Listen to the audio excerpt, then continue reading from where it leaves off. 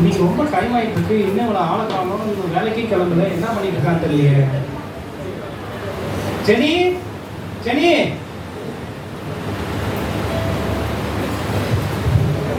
Jenny, ஏமா இவ்வளோ நேரம் ஆகுது, என்ன வேலைக்கு கிளம்பாம இருக்க? அதுவாப்பா, டெய்லி நீங்க சாம்பார் தக்காளி சோறு இது மாதிரி தான் சாப்பிடுறீங்க. இன்னைக்கு நான் வேலைக்கு போறனால உங்களுக்காக வந்து பிரியாணி செஞ்சிருக்கேன், தால்டா செஞ்சிருக்கேன், வெங்காயம் செஞ்சிருக்கேன், சிக்கன் மஞ்சள் செஞ்சிருக்கேன். நல்லா சாப்பிடுங்கப்பா. அண்ணனுக்கும் கொடுத்துருங்க. மறக்காம டேப்லெட் போட்டுருங்கப்பா. சரியாப்பா? சரிம்மா, இவத்தையும் செஞ்சுட்டு நீ வேலைக்கு போடுறதுல போட்டு வலிமா எடுத்துட்டு போ. சரியா? மாத்திரை போட்டு அண்ணன் எழுப்பிட்டியா? சரிம்மா, சரி பத்திரம் போயிட்டான்.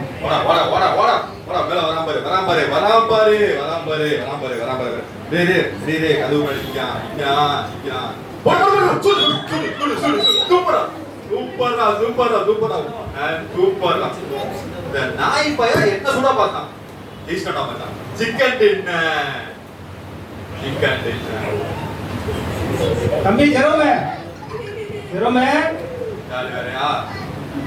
தம்பி ஜெரோமே, டைம் வச்சுவாப்பா, காலையில சாப்பிடலாம் கொஞ்சம் ரெண்டு பேரும் சேர்ந்து.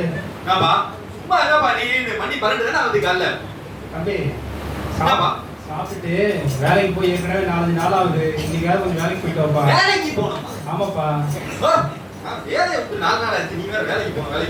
தம்பி, நான் வேலைக்கு போயிட்டு வேலை சர்வீஸ் எல்லாம் முடிச்சுட்டு ரிட்டைர்மெண்ட் ஆயிட்டு வயசான காலத்துல வீட்டுல இருக்கவங்க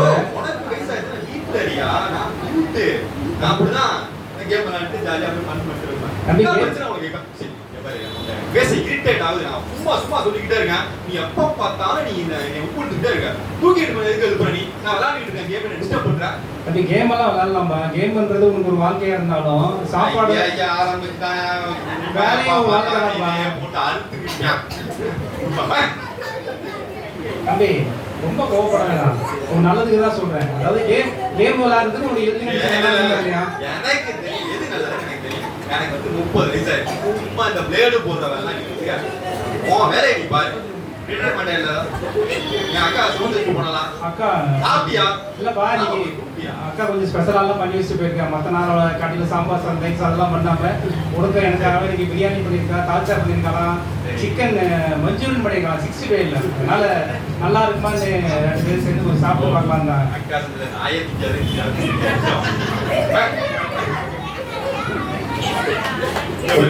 எனக்கு வந்து உன்னை பேசலாம் பிடிக்கல.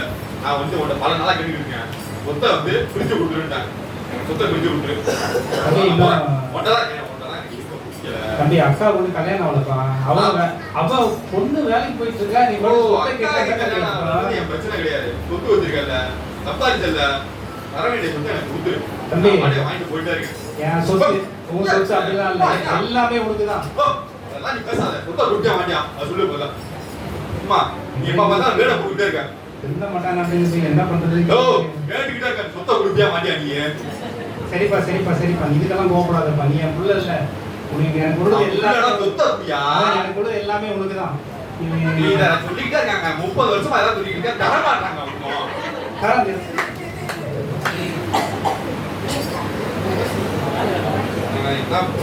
புரியல. வேலைக்கு போக சொல்றாங்க. வேலை செய்யணும், வேலை வாங்குறாங்க. தம்பி வாப்பா, இது என் பேர்ல உள்ள பத்திரம், உன் பேர்ல பண்ணி வச்ச பத்திரம், அக்கா பேர்ல பண்ணி வச்சது மட்டும் அக்காவுக்கா இருக்குது. வச்சுட்டு போ. இதை வச்சு உன்னால என்ன பண்ண முடியுமோ பண்ணிக்க தம்பி.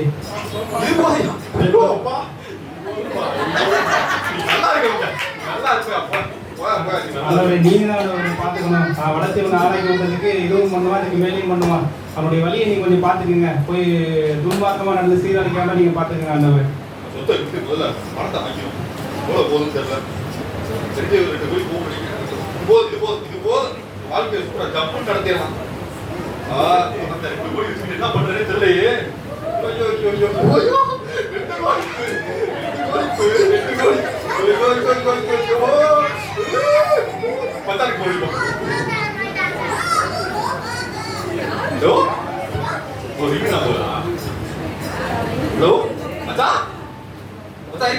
ஹலோ, சொல்றா மச்சான்.